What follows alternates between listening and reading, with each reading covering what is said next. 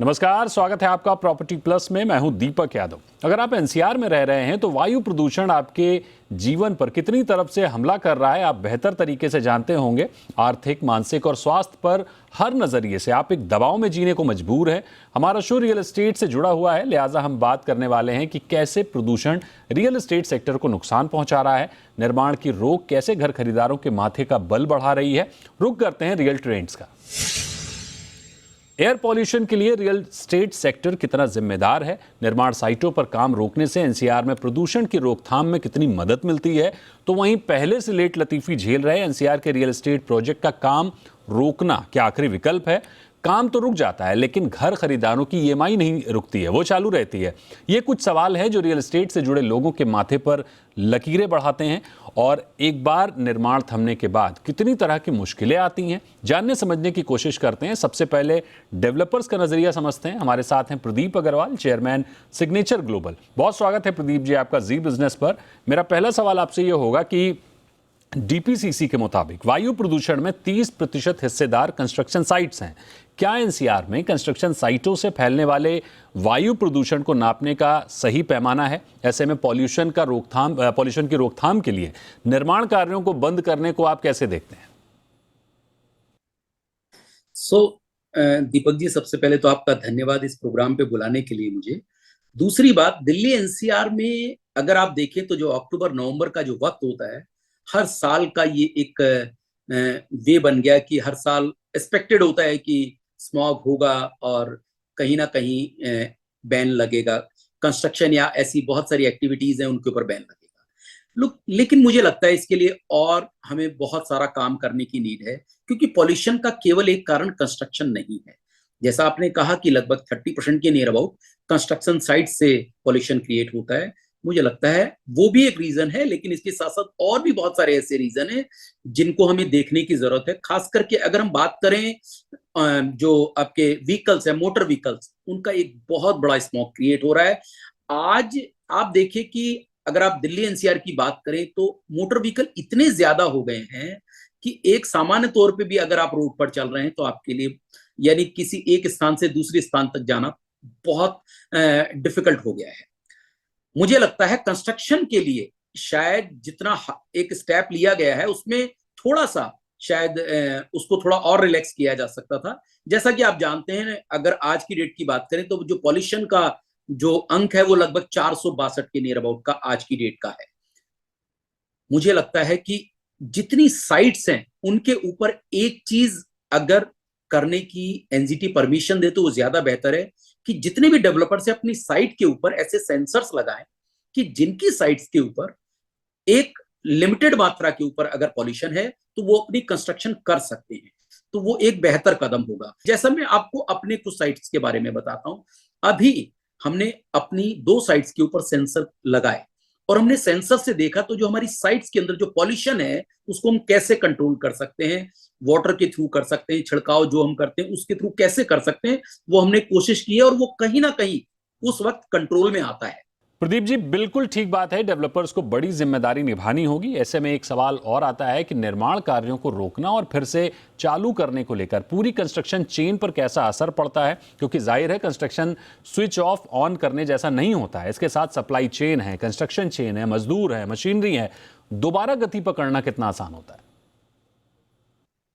ये आपने बहुत बेहतर मुद्दा ये उठाया है। जब किसी भी एक साइकिल को आप स्टॉप कर देते हैं सडनली, तो आप ये मान के चलिए पूरा का पूरा साइकिल, पूरा का पूरा इकोसिस्टम जैम हो जाता है। आज बहुत सारी लेबर है जो साइट्स पर है, वो कितने दिन तक वेट करेगी, अनएंडेड है।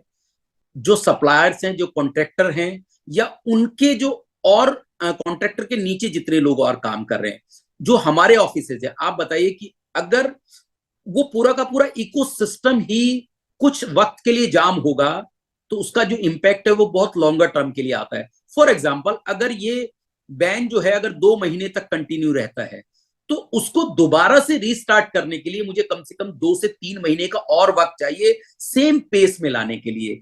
तो लगभग कम से कम 5 से 6 महीने का जो वक्त है वो कहीं ना कहीं मेरा बर्बाद हो जाता है। दूसरी बड़ी बात, देखिए, मैंने किसी भी जो कस्टमर है उससे कमिटमेंट किया हुआ एक टाइमलाइन का कि मेरे को इस वक्त में आपको ये फ्लैट डिलीवर करना है। मैंने रेरा के अंदर एक कमिटमेंट दी हुई है, लेकिन वहां पर कोई भी टाइमलाइन रिवाइज करना अब बहुत बड़ा टास्क है। इवन जो कस्टमर है वो एक्सपेक्ट भी कर रहा होता है कि मेरा जो फ्लैट है मुझे ऑन टाइम डिलीवरी होगा, लेकिन ऐसे जो हर्डल्स हैं वो कहीं ना कहीं इस चीज को दूर कर देते हैं। तो आपने बिल्कुल राइट पॉइंट बोला है कि ऑफ कोर्स जब ये सिस्टम रुकता है तो बहुत टाइम तक हमें इंपैक्ट करता है। प्रदीप जी, क्या डेवलपर्स कंस्ट्रक्शन बैन को लेकर सामूहिक रूप से कोई तैयारी कर रहे हैं, सरकार से संवाद करने की कोशिश कर रहे हैं ताकि निर्माण भी चलता रहे, कंस्ट्रक्शन से होने वाले वायु प्रदूषण को भी नियंत्रित किया जा सके, या फिर एनसीआर के डेवलपर्स भविष्य में प्रोजेक्ट ड्यूरेशन में सर्दियों में निर्माण बंद करने का समय कैलकुलेट करके चलेंगे? देखिए, मुझे लगता है किसी भी कंपनी या किसी भी प्रोजेक्ट को बंद करना टेम्परेरी टाइम के लिए पॉसिबल नहीं होता है। द बेस्ट वे की जो अथॉरिटीज हैं उनसे हम मिल रहे हैं, अपनी जो प्रेजेंटेशन है वो उनको दे रहे हैं कि किस तरीके से उन साइट्स के ऊपर पॉल्यूशन को कम किया जा सकता है, उसके ऊपर काम करने की ज्यादा जरूरत है। और जैसा मैंने आपको बताया कि ऐसे मॉनिटरिंग कंट्रोल रूम बनाए जाने चाहिए। अगर डेवलपर इस बात के लिए तैयार है कि वो अपनी साइट पर वो सेंसर लगाने को तैयार है जो ऑटो रूट पे काम करेंगे, और जो कंट्रोल बोर्ड है वो अगर ये दोनों का एक एक आपस में चेन बने या आपस में एक दूसरे के साथ जुड़ पाए, तो मुझे लगता है एक बहुत बड़ी चीज बनेगी और उससे बहुत सारे लोगों को फायदा होगा। जो चाहे लेबर हो चाहे गवर्नमेंट हो, टॉप से लेके बॉटम तक सबको जो आज उसका नुकसान हो रहा है कहीं ना कहीं उसकी भरपाई हो पाएगी। जरूरत है कि हम उसके ऊपर काम करें, ना कि ये सोचें कि प्रॉब्लम आ गई तो सब कुछ स्टॉप कर दें। ये कहना बहुत आसान है, लेकिन आप समझिए कि बहुत सारी फाइनेंशियल हर्डल इसके अंदर आती हैं और बहुत सारे ऐसे टाइम जो हमने लोगों को कमिट किए हुए हैं उनसे हम कहीं ना कहीं वो ब्रीच होता है हमारा। प्रदीप जी, क्या रेरा से पॉल्यूशन को देखते हुए किसी तरह का एक्सटेंशन मिलता है, किसी तरह का रिलीफ मिलता है? ऐसे में प्रोजेक्ट डिले होने पर किसकी जिम्मेदारी तय होगी और होम बायर्स के लिए कौन जवाबदेह होगा? बिल्कुल आपने ठीक कहा।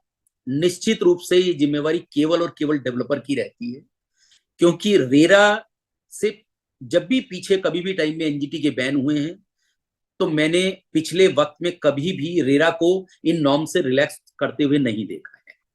सो मेरा आपके माध्यम से रेरा अथॉरिटी या जो भी संबंधित अथॉरिटीज हैं उनसे एक रिक्वेस्ट जरूर होगी कि एक्चुअल प्रैक्टिकल ग्राउंड पे जाएं कि अगर कोई कंस्ट्रक्शन निर्माण रुक चुका है तो ऑफ कोर्स उसके अंदर एक्सटेंशन जरूर देना चाहिए। अदरवाइज होगा क्या, अल्टीमेट जो डेवलपर है वही इसके पिसता पिसता रहेगा। बिल्कुल, यानी डेवलपर्स एंगल से देखें तो निर्माण साइटों पर ऐसे सेंसर्स लगाने की जरूरत है जिससे वास्तविक एयर पॉल्यूशन को मेजर किया जा सके।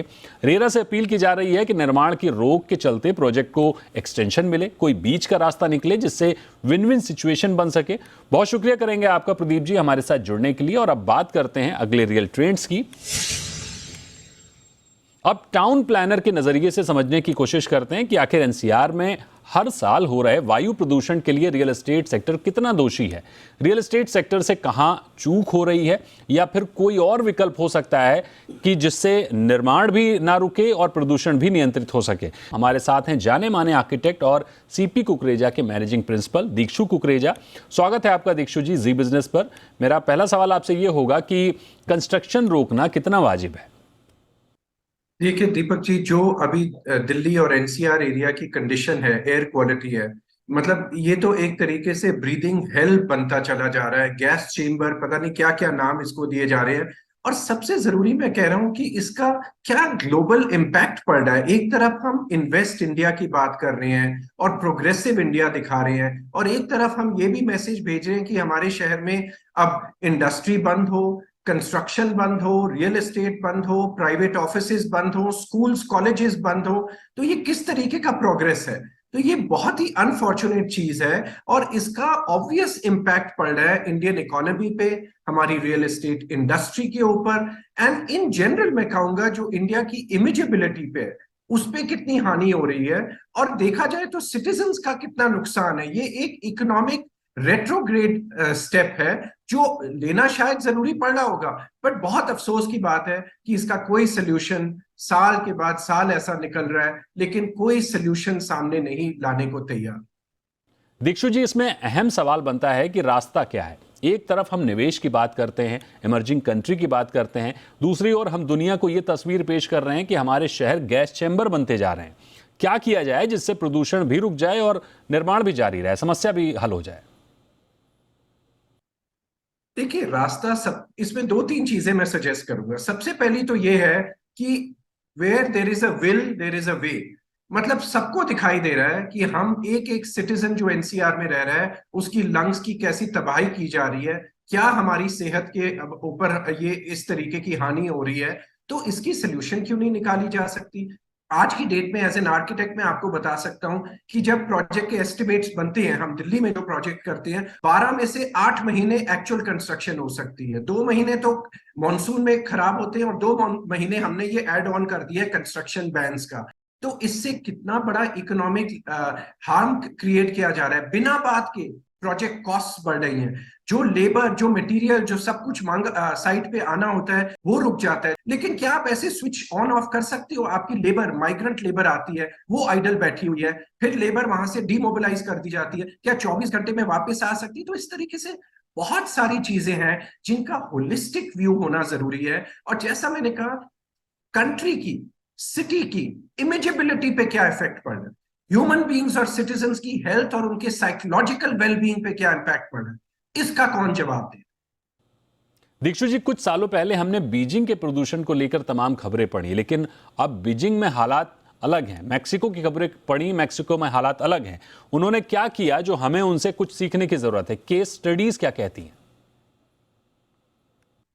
देखिए, हाँ और ना। कुछ हद तक आप केस स्टडी से विश्व में बाकी शहरों ने क्या किया है, हम कुछ हद तक वो स्टडी कर सकते हैं। बट मैं ये भी बताना चाहूंगा कि विश्व के डिफरेंट शहरों में जहां पोल्यूशन का चैलेंज रहा है, वहां कॉजेज ऑफ पोल्यूशन भी अलग रहे हैं। हमारे सिटी में बिना बात के बहुत सारे एरियाज हैं जो डस्टी हैं, डर्टी हैं, और वहां पे जब इस तरीके से डस्ट उड़ती है हवा में तो उससे भी एयर पोल्यूशन होती है।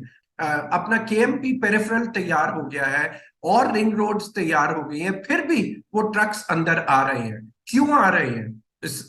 पूरी चेन ऑफ ट्रक्स अंदर आती है, इसको कोई देखे।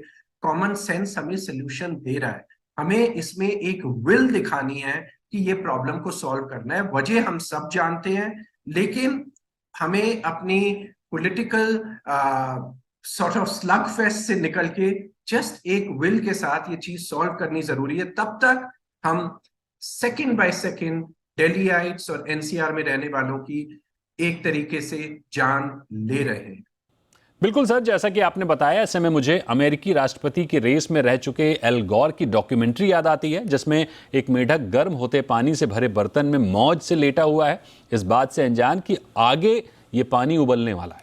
पॉल्यूशन के बीच हमारी भी हालत कुछ ऐसी ही है। पॉल्यूशन से छिपने के लिए स्कूल बंद करना, निर्माण बंद करना, घरों की खिड़कियां बंद करना, फिर भूल जाना, और हर साल ढाक के 3 पात हम वहीं खड़े रहते हैं। स्थायी समाधान अभी भी दूर है। तो दिल्ली में जिस तरह से पॉल्यूशन की वजह से जो असर निर्माण कार्यों पर पड़ा है, इसी पर चर्चा जारी रखेंगे, लेकिन एक छोटे से ब्रेक के बाद।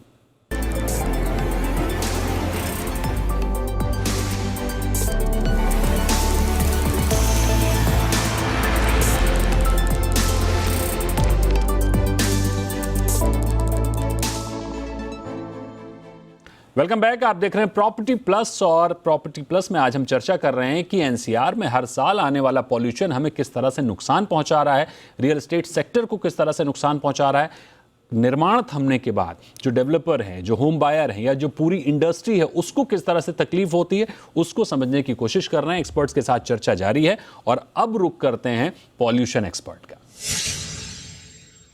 दिल्ली एनसीआर में बढ़ते वायु प्रदूषण से हर रोज नए आंकड़े दर्ज हो रहे हैं। आपने रियल एस्टेट डेवलपर्स को सुना, आपने टाउन प्लानर को सुना, और अब एक्सपर्ट को सुनते हैं और बात करते हैं कि दिल्ली में ग्रेस 4 लागू है, स्थिति बद से बदतर होती जा रही है। चूंकि हमारा शो रियल एस्टेट पर फोकस्ड है तो उसके ही पहलुओं और विकल्पों को समझने की कोशिश करते हैं।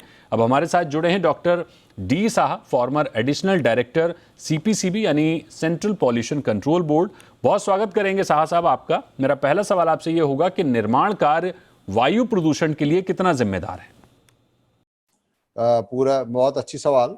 शुरुआत करते हैं साइंस से। जो पूरा भारतवर्ष में जितना भी सोर्स अपार्टमेंट स्टडी माने PM10 व PM2.5 का जो सोर्स प्रोफाइल किया गया है, करीब करीब 30%। ऐसे तो टोटल 6 ऑल वेस्ट मटेरियल उसमें शामिल है।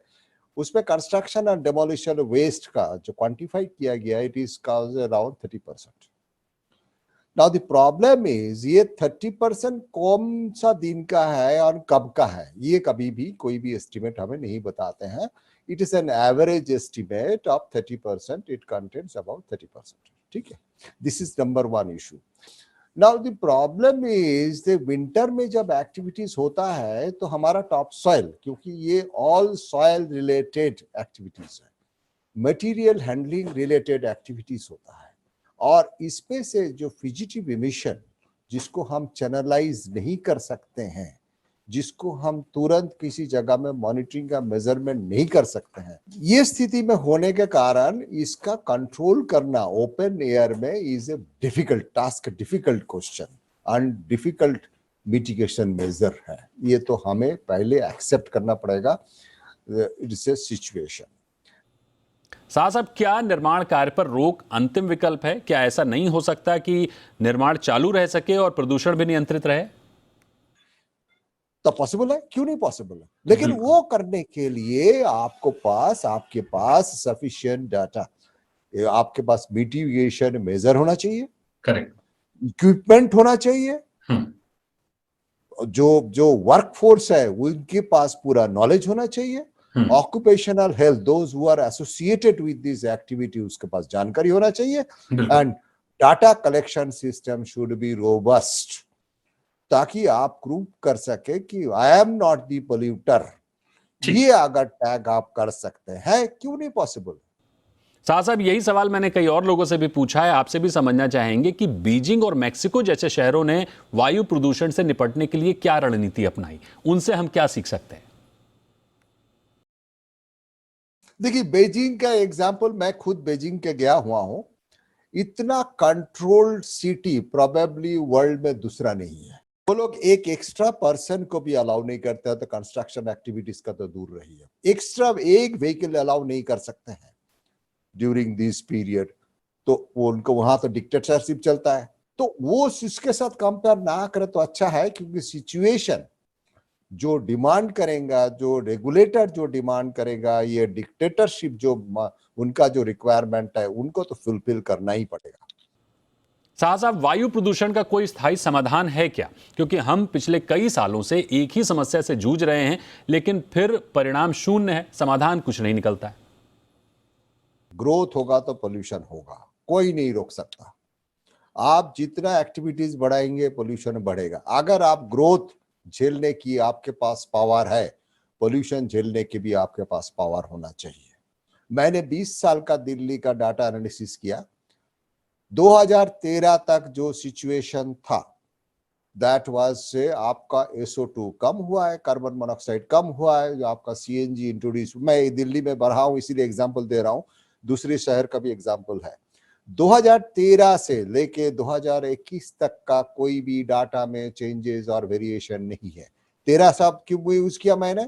13 में हमारा पहली पराली जलने की सूचना हुई थी, और 22 में वो भी धमाकेदार तरीका से चल रहा है। तो पराली is not again the only the culprit, ये भी लोगों को समझना चाहिए। It's contribution is only 4%। Last year तक ये 4% था। प्रॉब्लम है दिल्ली का जो लैंड यूज प्लानिंग, उनका जो geographic location, entry of the winds from other countries, these are the issues. मैं मान रहा हूं ये एस्थेटिकली लगता है दिल्ली बहुत पोल्यूटेड हो गया है, लेकिन 2013 से 20 तक, मैं 2008 से मैं 13 तक दिल्ली में रहा हूं, और मेरे को नहीं लगता है कि दिल्ली जिस तरह मेंटेन्ड है उतना मेंटेन अगर करके रखा जाए और क्लीनलीनेस जितना है मेंटेन करके रखा जाए और एमिशन टॉक्सिक एमिशन जितना कम किया जाए that is good for Delhi but don't go with the AQI toxic कितना है that is important for us and toxicity के ऊपर डिपेंड करके क्या क्या एक्टिविटीज करना चाहिए वो डिसाइड करना चाहिए मेरे को लगता है ये जनरल एक फॉर्मूला एक SOP दिया जाता है ये भी बंद कर दो वो भी बंद कर दो वो भी बंद कर दो this cannot be the solution for a developing country ये कभी होना नहीं चाहिए ये अहम बात कही आपने कि वास्तव में अगर ग्रोथ होगा तो उसका असर एयर पॉल्यूशन के तौर पर हमें नजर आएगा ये पॉल्यूशन टॉक्सिक कितना है उसको कम करने की दिशा में काम हो ताकि लोगों के स्वास्थ्य के साथ खिलवाड़ ना हो फौरी तौर पर स्कूल ऑफिस निर्माण कार्यों को बंद करना स्थायी समाधान नहीं है मजबूत इच्छा शक्ति के साथ प्लानिंग की जरूरत है अन्यथा हर साल हम इन्हीं बातों को दोहराते रहेंगे बहुत शुक्रिया करेंगे आपका साहब हमारे साथ जुड़ने के लिए आज प्रॉपर्टी प्लस में इतना ही अगले शो में होगी मुलाकात फिर और किसी विषय पर तब तक के लिए नमस्कार